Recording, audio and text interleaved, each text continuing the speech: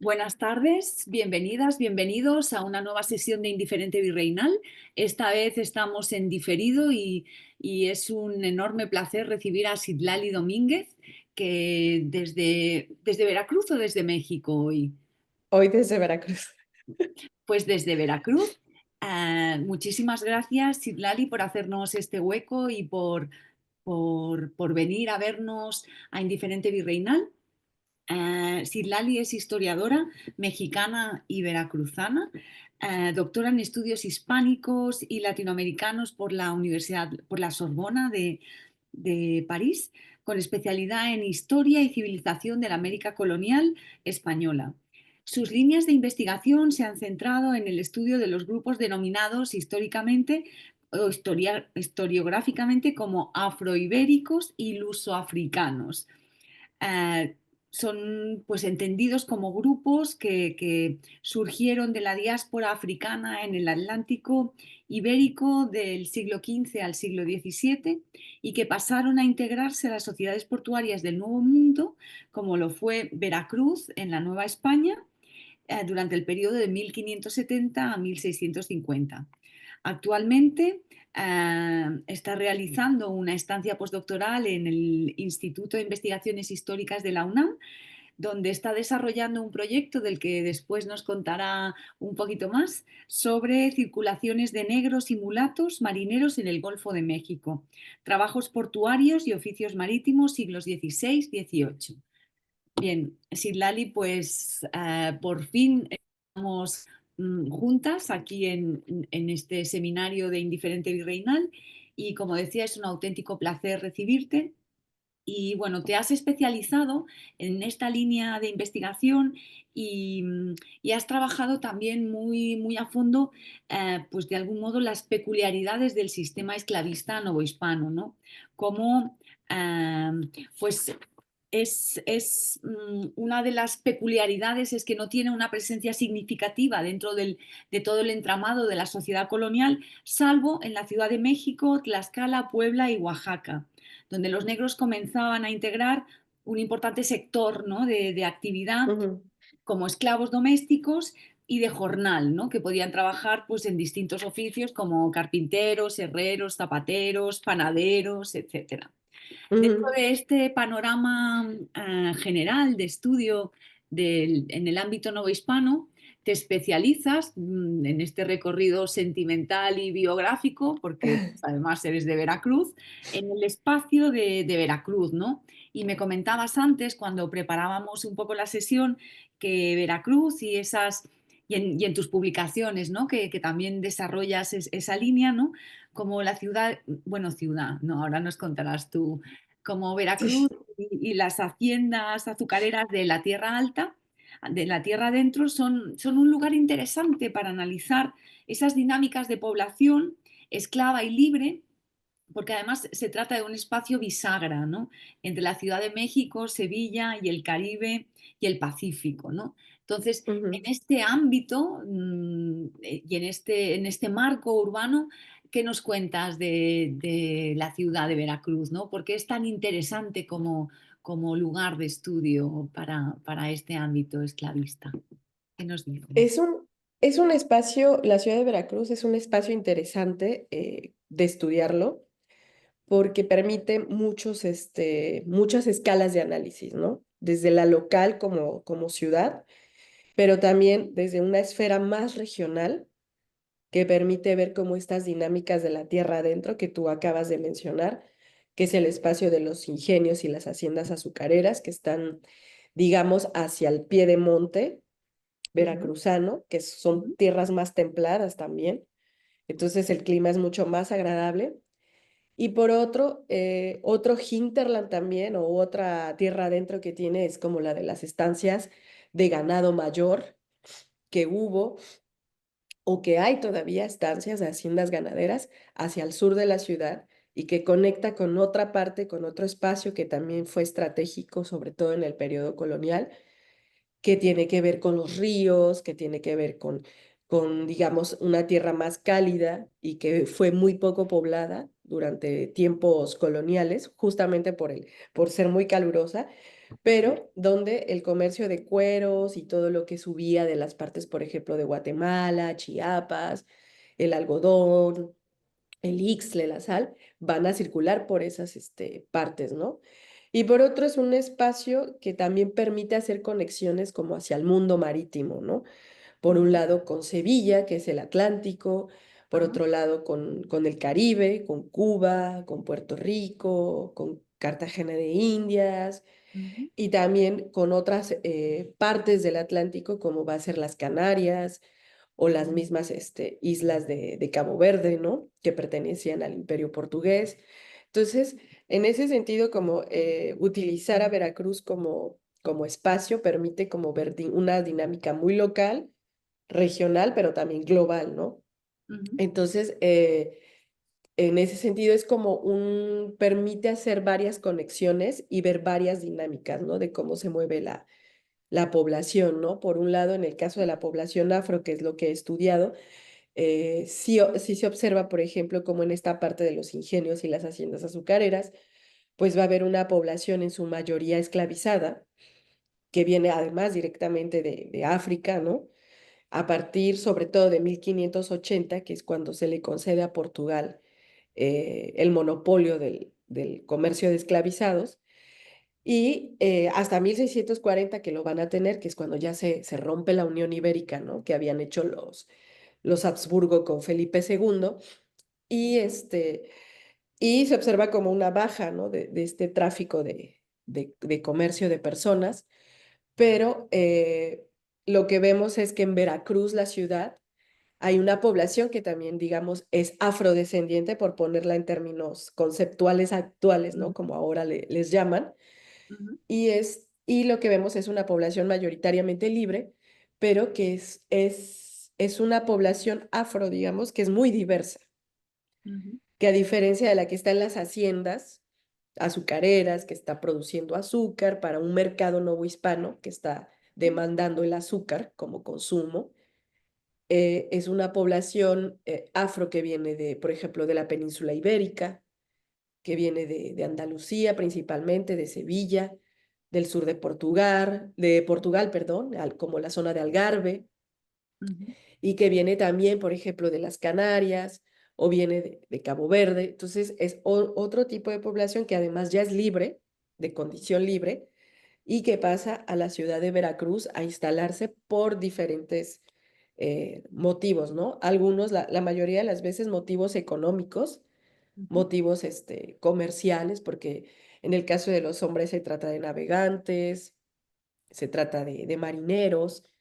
En el caso de las mujeres, pues muchas de ellas, de las que yo he podido estudiar, son solteras y se dedican a vender productos en los hostales, ¿cómo se dice? En las ventas que les llamaban en la época, que son como pequeñas tiendas ultramarinas donde se vendía de todo.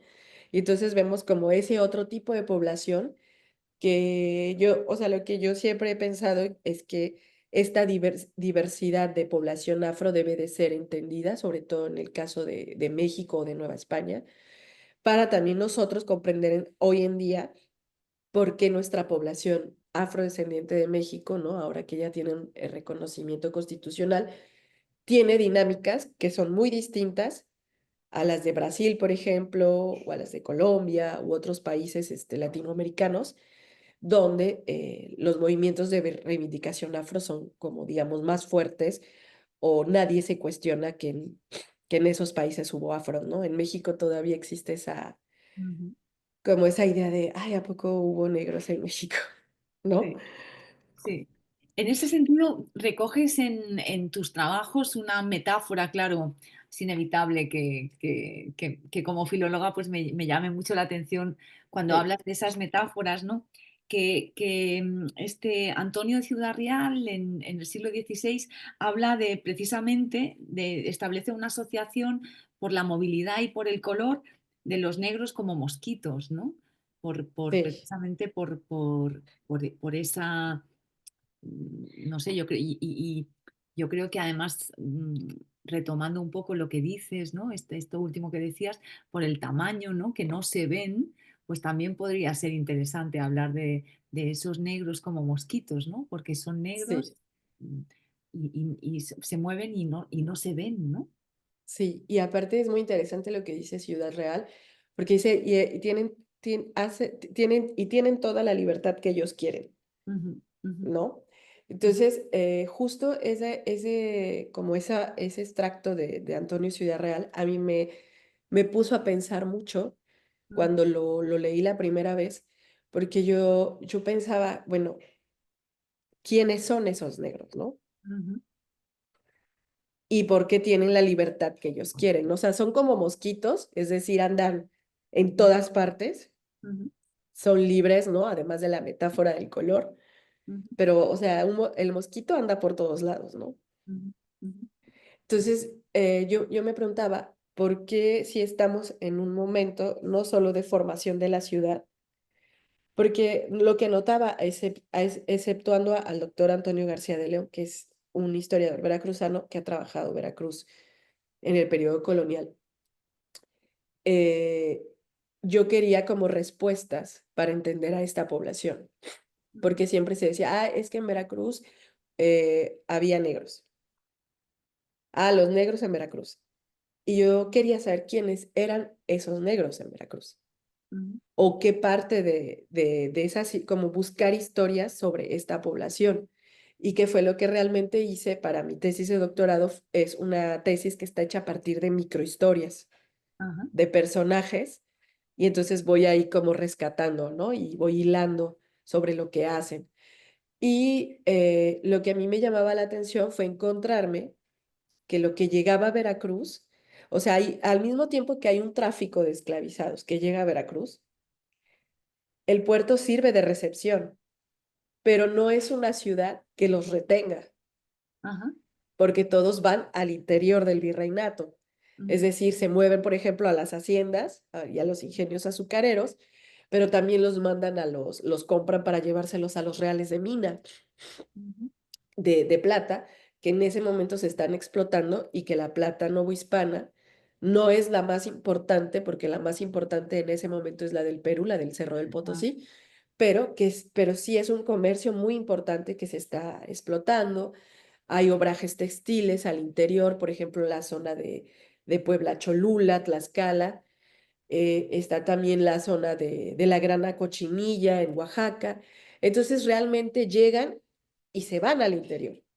ujú, ujú, Pero entonces, ¿qué es lo que queda en Veracruz, no? Para que se diga que hay esta gente que está como los mosquitos, ¿no? Y hacen todo lo que ellos quieren, básicamente. Entonces, eh, además de que, como te decía, es una fundación española, mm, ¿no? Es una ciudad nueva ujú, que es muy importante para el tráfico, que como dice Pierre Chonu, es un gigante del Nuevo Mundo como lo es Sevilla para Europa, ¿no? ujú, Pero, a diferencia de Sevilla, que tiene todo, ¿no? Que es una ciudad con una tradición todavía una historia más vieja y todo lo que ya sabemos, ¿no? Veracruz es nueva, entonces falta todo en esa ciudad ujú, y lo que falta es población. ujú, Y una vez que me puse como a revisar, a investigar, ahora sí, me di cuenta que muchas de esta gente negra de la que se habla, pues en realidad son gente que viene de Europa o que ujú, viene de otras partes del Atlántico ujú, y son gente de condición libre.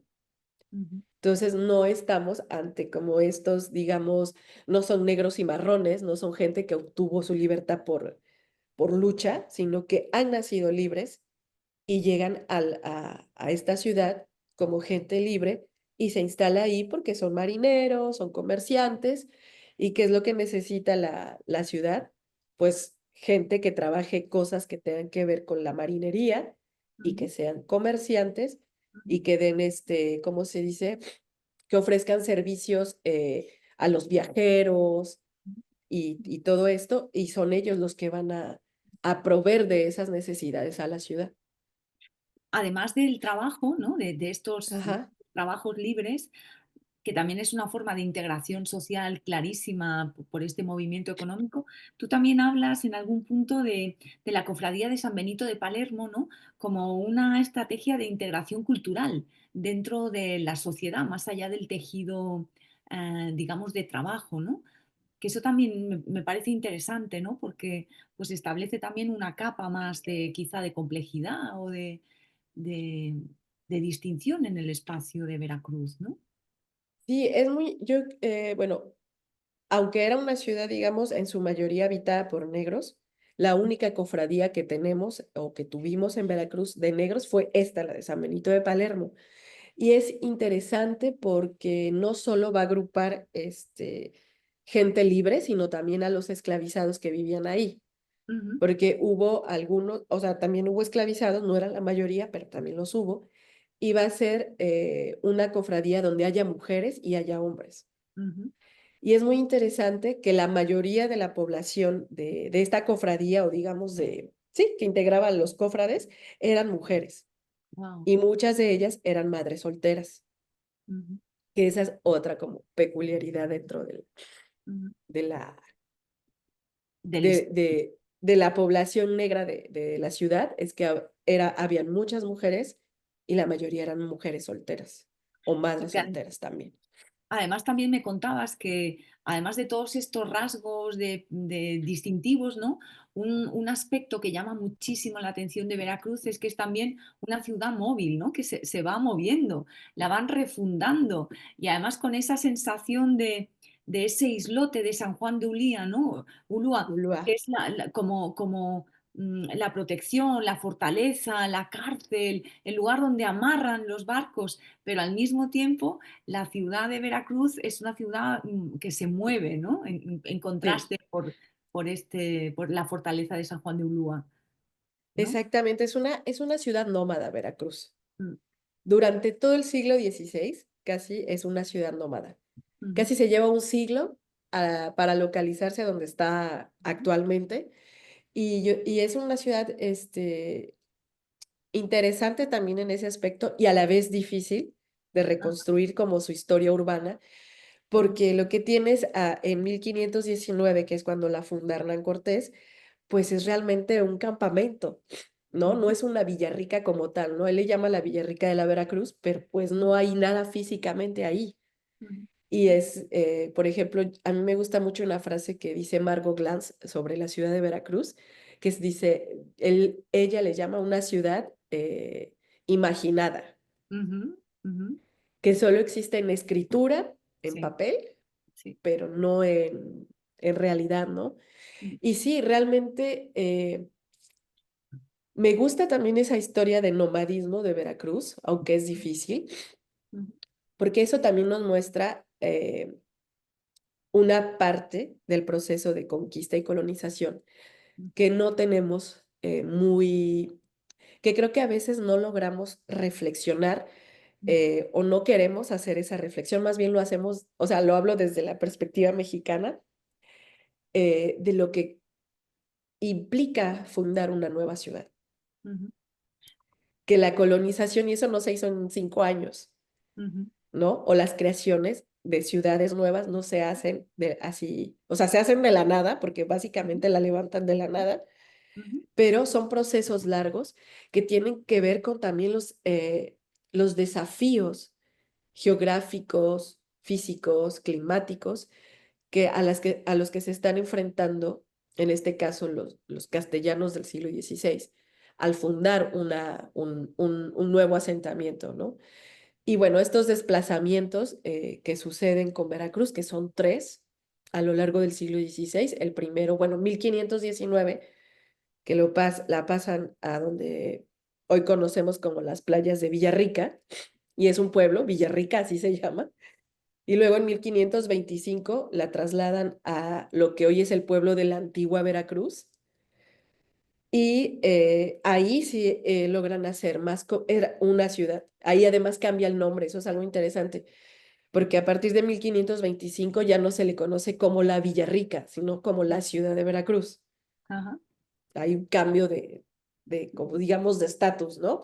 ujú, Y bueno, se esfuerzan por hacer un vecindario español, está la traza urbana como una ciudad española, están las iglesias, había las atarazanas, ujú, porque intentan hacer también que el río se vuelva un poco, yo encuentro esa similitud con el Guadalquivir, en el Ujú, sentido de que San Juan de Ulúa sea el primer lugar donde llegan, pero después navegar un poco el río para llegar a la ciudad que estaba junto a un río. ujú. Y bueno, finalmente se dan cuenta que es mucho más difícil el descargar las mercancías y luego llevarlas a la ciudad, donde están los almacenes, las atarazanes y todo esto, y deciden ponerla enfrente del islote. O sea, finalmente la ciudad vuelve a estar, el islote siempre fue un punto, ¿no? Y El anclaje. Mm, la anclan y la mandan ahí donde está actualmente, ¿no? Entonces es una ciudad nómada peregrina que se mm, mueve en un siglo 3 veces. mm. Y siguiendo también un poco la metáfora y retomando, pues como siempre, ¿no? A la genial Margot Glantz, es también, podríamos decir, pues una ciudad soñada, pero también una ciudad mosquito, ¿no? Porque hablábamos antes de esos negros como mosquitos, pues también podríamos decir que Veracruz también es un poco en ese recorrido, ¿no? A lo largo Sí. del 16. Pero vamos, hoy el título que nos propones es un título muy atractivo porque nos vamos a, desde estos antecedentes en el 16 que nos dan testimonio de lo interesante que es todo ese tejido, ¿no? Ah, en la ciudad de Veracruz, tú nos propones hablar de la segunda mitad del 17 y de ese espacio, de ese componente o de esas olas, ¿no? De inmigración, ¿no? Que, bueno, pues también a principios del 17 tú trabajas como nuevas inmigraciones de mulatos, ¿no? De origen portugués que desarrollan, y eso me parece apasionante, ¿no? El contrabando entre los puertos de la gran cuenca del Caribe, el Atlántico africano, pero hoy nos convocas para hablar de ese espacio, de ese espacio temporal en la segunda mitad del 17 y de ese origen, ¿no? Portugués, ¿no? ¿Qué nos vas a contar de esas, con esos anclajes? Pues fíjate que es la verdad, yo nunca pensé, cuando empezaba a hacer la tesis de doctorado, para empezar, no había pensado en hacer portugueses, ¿no? Entonces, un primer intento fue hacer relaciones de negros con portugueses. Lo que la vida pues le va llevando a uno, y aparte los archivos, es Ujú, que haciendo investigación aquí en el AGN en México, en la ciudad, y en Sevilla, en el archivo de Indias, pues me empecé a encontrar con gente que se decían portugueses. ujú, Y bueno, en un primer momento pensaba que eran portugueses, digamos, de Portugal. Y dije, ah, bueno, ya encontré a los portugueses, ¿no? Entonces, recuerdo que en ese momento un profesor en París me dijo, ¿y estás segura que son portugueses? Le dije, pues sí, pues ahí dice portugueses, ¿no? Pero en ese momento tampoco había como hecho, eh, perdón, un análisis de los documentos. Y conforme me fui metiendo a los archivos y a los documentos, me di cuenta que lo que realmente eran son personajes mestizos, ujú, ¿no? Que algunos historiadores le llaman euroafricanos y otros les llaman lusoafricanos, que fue la categoría que yo escogí, porque sentía que euroafricano abarcaba como un gran espectro de Europa, que Europa es muy grande y muy diversa también. Y en ujú, cambio, el uso africano me acotaba a un tipo de, digamos, de mestizaje, de trayectoria cultural, histórica particular, ¿no? Entonces, estos lusos africanos me los encontré como en varios momentos, unos en el contrabando, que hacían entre Cabo Verde y Veracruz, que fueron y vinieron como 7 años de la isla del Fuego a Veracruz.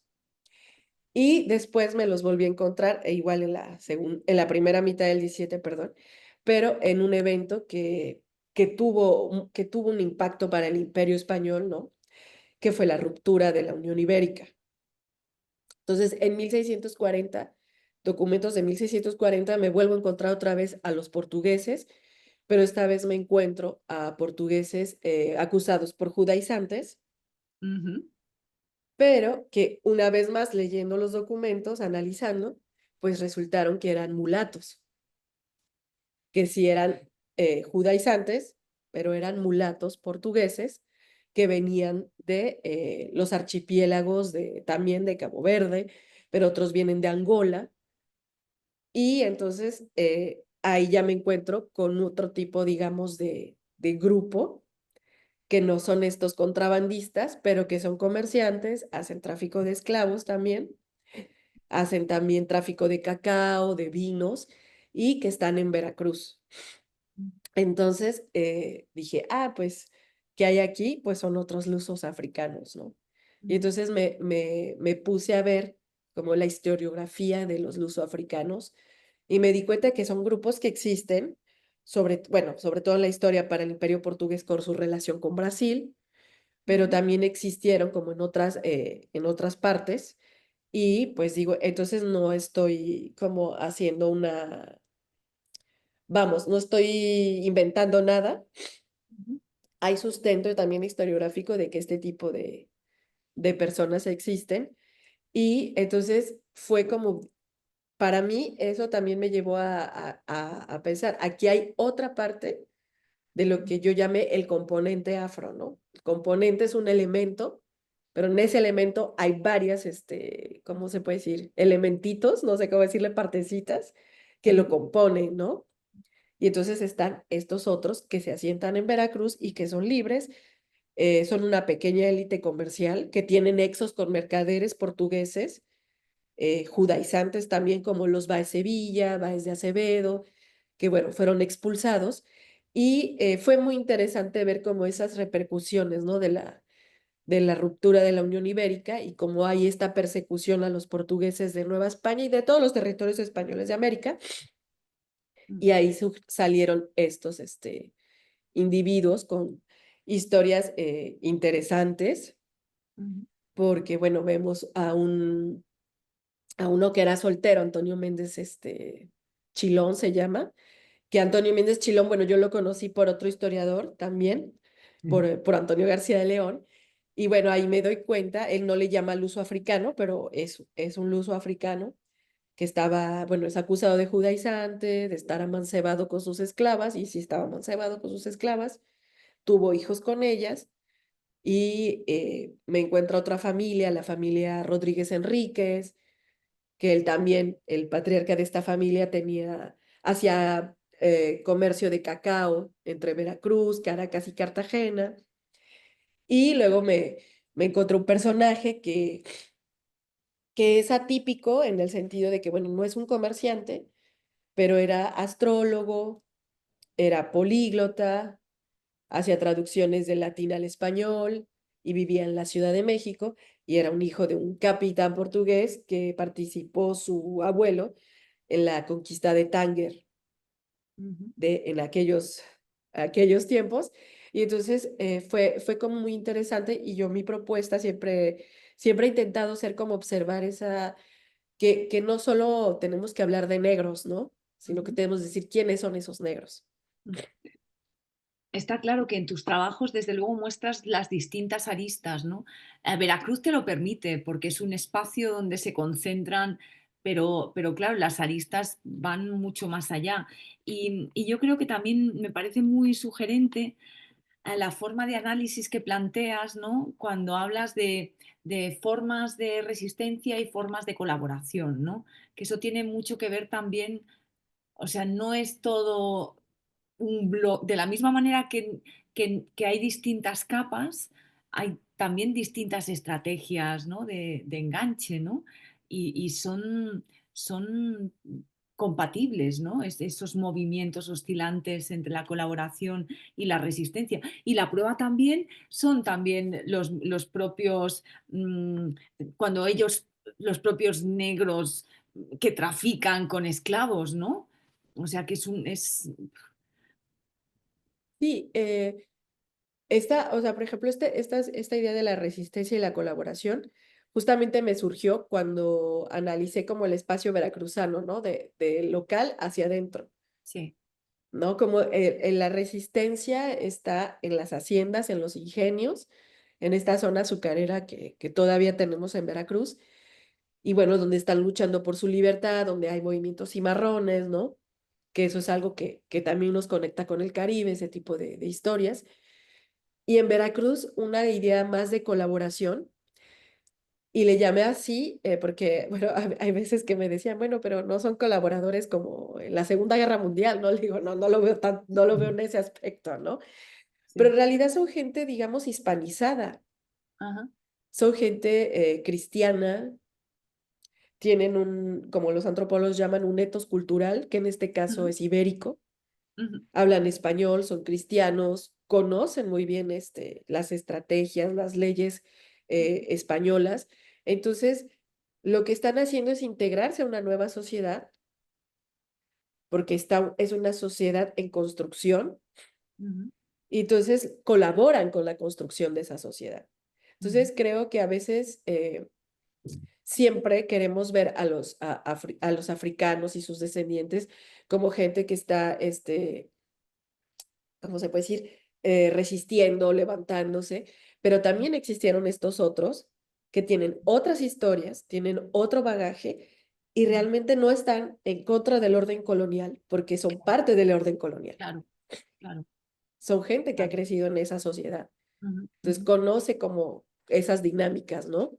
ujú, Entonces no tienen por qué, sino que más que negociar espacios, ¿no? Que bueno, las negociaciones, esos existen en todas las sociedades. ujú, Entonces, era lo que quería como demostrar que existe eso de una resistencia por un lado, ujú, pero que está asociado a una particularidad de la población afro que tiene que ver, que además vienen desde África, ¿no? ujú, Y con estos otros que tienen otras historias. ujú. No sé, yo creo que estáis abriendo una nueva línea de trabajo muy sugerente, ¿no? Hablábamos antes del proyecto de Diana, ¿no? De Diana Berruezo, ¿no? Ajá, También esa mirada, ¿no? Sobre la Iberia negra que es tan importante, ¿no? Y que también yo creo que apuntabas algo también muy importante y lo centralizabas en 1640, ¿no? Como ese momento trasciende mucho más allá de la península sí, ibérica, ¿no? Esa separación entre Portugal y España y como eso también llega hasta México y como tiene repercusiones sí, importantes, ¿no? También desde sí, este punto de vista ah, de este espacio, ¿no? De negritud y de esclavismo, ¿no? claro, sí, No sé, desde luego es una línea de trabajo muy interesante, Siddlali.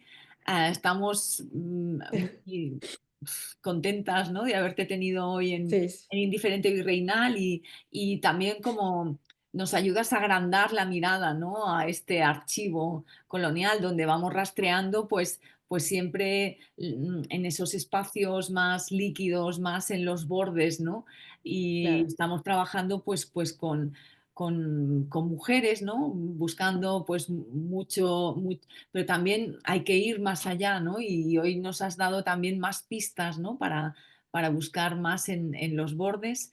Te agradecemos mucho que nos hayas dejado este espacio ah, y, y, pues eso, muchísimas gracias, Iblali, por habernos gracias a ti. encontrado el hueco y ha sido un placer conversar contigo y esperamos que encontrarnos pronto, ya sea Sí, en también, España o en sí, México o en Veracruz, ¿no? o en Veracruz también.